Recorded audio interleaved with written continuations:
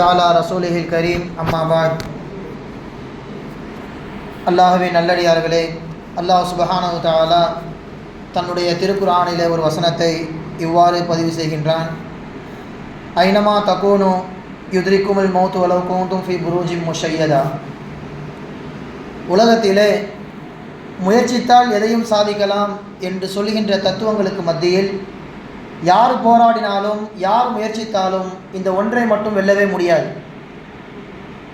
உலகத்திலே ஆணவத்தால் ஆடியவர்கள், அழிச்சாட்டியம் செய்தவர்கள், நான் தான் கடவுள் என்று சொன்ன பல்வேறு விதமான அரசர்களையும் அகம்பாவம் பிடித்த மனிதர்களையும் அல்லாஹ் சுப்ஹானஹு வ தஆலா நீங்கள் எல்லாம் ஒன்றுமே இல்லை என்று கொண்டு வந்து நிறுத்துகிற இடம்தான் மரணம். அந்த மரணத்தை குறித்து தான் அல்லாஹு தஆலா ஐனமா தகூனு யுத்ரிக்குமுல் மௌத் வலவ் குன்தும் ஃபீ புரூஜின் முஷய்யதா. நீங்கள் பலமான இரும்பு கோட்டையில் இருந்தாலும் உங்களை அடைய வேண்டும் என்று இருந்தால் கட்டாயமாக மரணம் வந்தடையும் என்பதாக அல்லாஹு தஆலா சொல்லி காண்பிக்கின்றான். அந்த அடிப்படையிலே மரண சிந்தனை என்பது மனித சமூகத்திற்கு மிகவும் அவசியம். எனக்கான ஒரு முற்றுப்புள்ளி எங்கே இருக்கின்றதோ அந்த முற்றுப்புள்ளிக்கு பிறகு என்னுடைய வாழ்க்கை என்ன ஆகும்? இந்த உலகத்திற்கான முற்றுப்புள்ளி மரணம். மரணத்திற்கு பிறகு உண்டான அந்த வாழ்க்கையை நான் எப்படி மரணத்திற்கு முன்னால் தயார் செய்து கொள்வது என்பதை விளங்குவதற்காக வேண்டிதான் அல்லாஹு தஆலா நபிமார்களை எல்லாம் அனுப்பியிருக்கிறான். அப்போ அந்த அடிப்படையில் இந்த குறிப்பிட்ட சில இந்த உலக வாழ்க்கையில் நாம் நம்மை எப்படி தயாரித்துக் கொள்வது?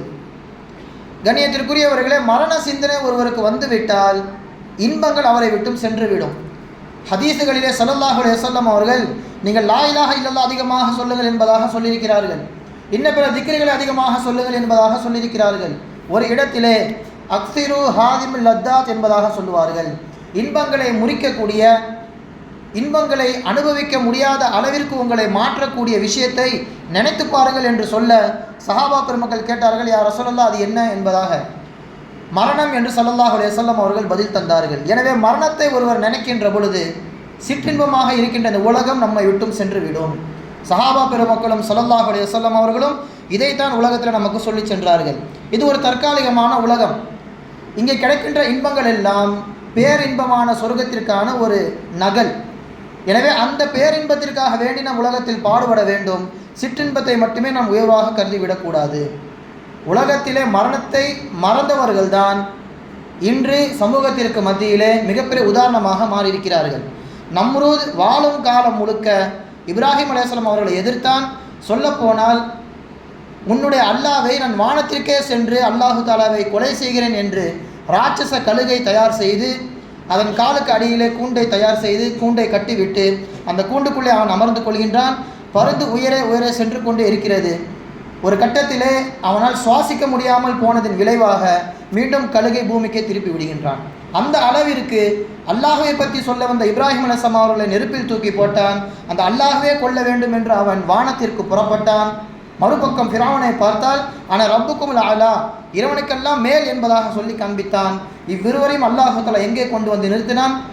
நம்ரூதை ஒரு நொண்டி கொசுவை வைத்து அல்லாஹு தஆலா சாகடித்தான். ஃபிரௌனை அவன் வசத்தில் இருந்த அந்த கடலையே, அந்த நயல் நதியே அவனை கொன்று விட்டது. அவனோட மௌத்திலும் கூட இமாம் பெருமக்கள் எழுதுவார்கள், ஒருவருக்கு மௌத்து வர வேண்டும் என்று அல்லாஹு தஆலா நிர்ணயித்து விட்டால் எப்படி தப்பித்தாலும் அல்லாஹு தஆலா அவனை விடவே மாட்டான். லா யஸ்தகிருன சாஅத்தன் வலா யஸ்தக்திமூன். மரணம் வந்து விட்டால் ஒரு வினாடி, ஒரு செகண்ட் முந்தவும் செய்யாது, பிந்தவும் செய்யாது. மூசா அலைஹிஸ்ஸலாம் அவர்கள் கடலை பிளந்து தன் சமூகத்தை அழைத்து செல்கின்றார்கள். படை வீரர்களும் பின்னாலே செல்கின்றார்கள். ஆனால் ஃபிரௌன் மட்டும் உள்ளே இறங்க தயங்குகிறான்.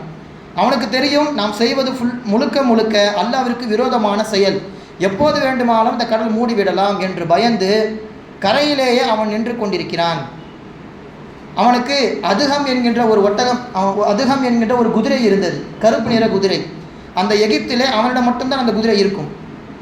அந்த குதிரையோடு அவன் கரையிலே காத்து கொண்டிருக்கிறான். எப்படியாவது நம் படை வீரர்கள் மூசாவையும் யூதர்களையும் பிடித்து கொண்டு வந்து விடுவார்கள் என்று காத்து கொண்டு இருக்கின்றான். இவனுடைய மௌத்தை அல்லாஹு தஆலா கடலுக்கு நடுவிலே வைத்திருக்கின்றான். இவன் வர தயங்குகிறான். இந்த இடத்துல ஜிப்ரீல் அலைஹிஸ்ஸலாம் அவங்க என்ன செஞ்சாங்க அப்படின்னா, அவங்க ஒரு குதிரையை கொண்டு வராங்க.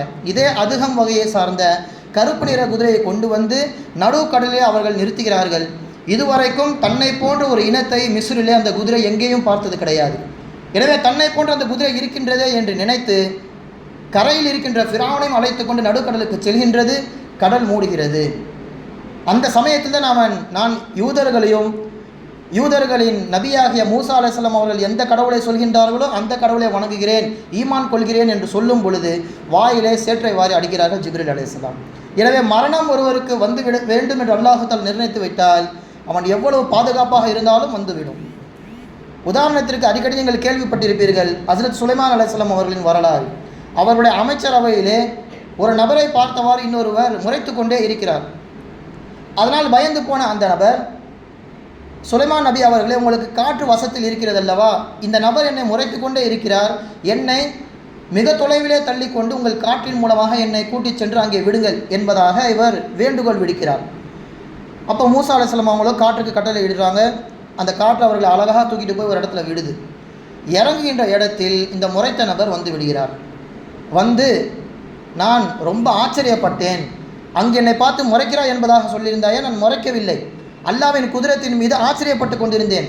உனக்கான ரிசுக்கு முடிந்து விட்டது, உன்னுடைய மரணம் இந்த 7 மலைகளை தாண்டி இங்கே தான் உயிர் போக வேண்டும் என்று அல்லாஹ் தஆலா நிர்ணயித்து வைத்திருந்தான், எப்படி வாங்க வருவான் என்பதாக நான் பார்த்து கொண்டே இருந்தேன், நீயே வந்து இந்த இடத்துல மாட்டிக்கிட்ட என்பதாக சொல்லி அந்த இடத்துல ரூஹை அவர்கள் கைப்பற்றி செல்கின்றார்கள். இந்த அளவிற்கு அல்லாஹ் தஆலா மரணத்தை நினைக்க வேண்டும் என்பதாகவும் மரணத்திலிருந்து யாரும் தப்பிக்க முடியாது என்பதாகவும் நமக்கு நினைவிட்டு கொண்டே இருக்கின்றான். அப்போ இதிலிருந்து தப்பிக்க என்ன வழி? மரணத்தை ஒருபோதும் வெல்ல முடியாது, ஆனால் மரணத்தை நல்லதாக மாற்ற முடியும். என்ன செய்வது? காலம் முழுக்க திக்ருகளை அதிகப்படுத்தி கொண்டே இருக்க வேண்டும். நபி ஸல்லல்லாஹு அலைஹி வஸல்லம் அவர்கள் சொல்கின்றார்கள், உங்களை ஒருவர் பார்த்தால் இவர் பைத்தியம் என்று நினைக்கும் அளவிற்கு அதிகமாக நாவிலே நீங்கள் அல்லாஹை உச்சரித்து கொண்டே இருங்கள். எந்த நிலைமையில் நீங்கள் வஃபாத் ஆகுகிறீர்களோ, மரணம் அடைகிறீர்களோ, அதே செயலின் மூலமாக நீங்கள் எழுப்பப்படுவீர்கள். இன்னமா யுஹ்ஷருன் நாசு அலா நிய்யாத்திஹிம், எந்த நிய்யத்தின் பிரகாரம் எந்த விஷயத்தை நீங்கள் உள்ளத்தில் வைத்தவாறு இறக்கின்றீர்களோ அதன் மூலமாக நீங்கள் எழுப்பப்படுவீர்கள். மரணம் எங்கு வேண்டுமானாலும் வரலாம், ஆனால் நிய்யத் என்ன இருக்கிறது, இதுதான் அல்லாஹ் தஆலா பார்ப்பான்.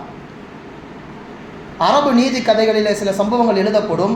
2 நபர், ஒருவர் பள்ளிவாசலுக்கு செல்கின்றார், இன்னொருவர் ஆடல் பாடல் நடக்கக்கூடிய அந்த கிளப்புக்கு செல்கின்றார்.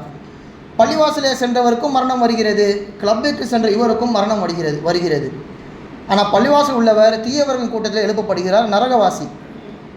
கிளப்பிலே சென்ற அந்த நபர் நல்லவர்கள் கூட்டத்தில் எழுப்பப்படுகிறார், சொர்க்கவாசி. அந்த கதையின் முடிவில் எழுதப்படுகிறது, பள்ளிவாசலுக்கு சென்ற நபர் இபாதத்திற்காக வேண்டி செல்லவில்லை, அவர் அங்குள்ள பொருளை திருட வேண்டும் என்று நினைத்தார். எனவே அந்த நியத்தின் பிரகாரம் அவர் மறுமை நாளிலே நரகத்திற்கு நுழைவார். மறுபக்கம் கிளப்பிலே நுழைந்தவர்கள் அங்கே உள்ள அந்த அனாச்சாரங்களை களைய வேண்டும் என்றும் அவர்களை தடுக்க வேண்டும் என்ற நியத்தில் அவர் நுழைந்தார். அங்கே அவருக்கு மரணம் சம்பவித்தது. அவர் நியத்தின் பிரகாரம் மறுமை நாளில் அவர் எழுப்பப்படுவார் என்று இந்த கதையை சொல்லிவிட்டு சொல்கின்றார்கள், நீங்களும் காலம் முழுக்க அல்லாஹு தஆலாவை திக்ர் செய்து கொண்டே இருங்கள். திக்ரின் மூலமாக நீங்கள் வஃபாத் அடைந்து விட்டாலும், நீங்கள் பாவமே செய்தாலும் நீங்கள் எழுப்பப்படுகின்ற பொழுது சாலிஹீன்களின் கூட்டத்தில் எழுப்பப்படுவீர்கள். அதைத்தான் அல்லாஹு தஆலாவும் விரும்புகின்றான். எனவே இந்த மரண சிந்தனையின் மூலமாக நாம் நம்மை தயார் செய்து கொள்ள முடியும், மட்டுமல்லாமல் அல்லாஹ்வுடைய நெருக்கத்தையும் பெற முடியும். அல்லாஹ் சுப்ஹானஹு வ தஆலா சொன்னதின்படியும் கேட்டதின்படியும் அமல் செய்வதற்கு தௌஃபீக் செய்வானாக. வ ஆகிரு தஅவானா அல்ஹம்துலில்லாஹி ரப்பில் ஆலமீன். அஸ்ஸலாமு அலைக்கும் வரஹ்மத்துல்லாஹி வபரகாத்துஹு.